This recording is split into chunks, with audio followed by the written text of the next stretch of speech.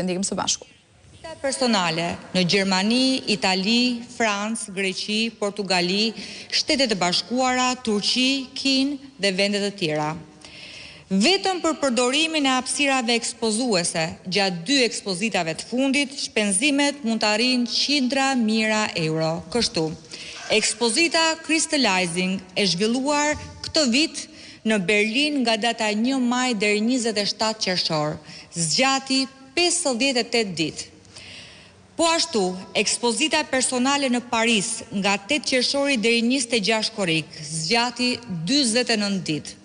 Hapësirat e ekspozimit të këtyre niveleve mund kërkojnë kosto shumë të larta pa përllogaritur dhe përfshirë transportin e veprave, siguracionin, montimin, promovimin dhe shpenzime të tjera organizative. Ndërkohë, Edi Rama ka zhvilluar ekspozita të tjera në Athinë, Napoli, Berlin, Stamboll, Hong Kong, Mynih dhe vende të tjera.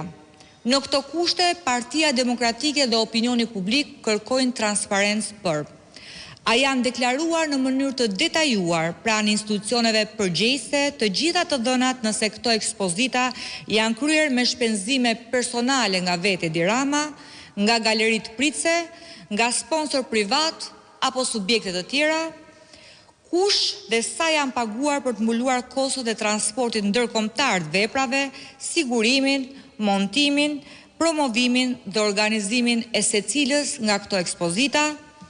Partia Demokratike i kërkon institucioneve përgjegjëse të verifikojnë nëse janë respektuar të gjitha detyrimet ligjore për sa më lartë.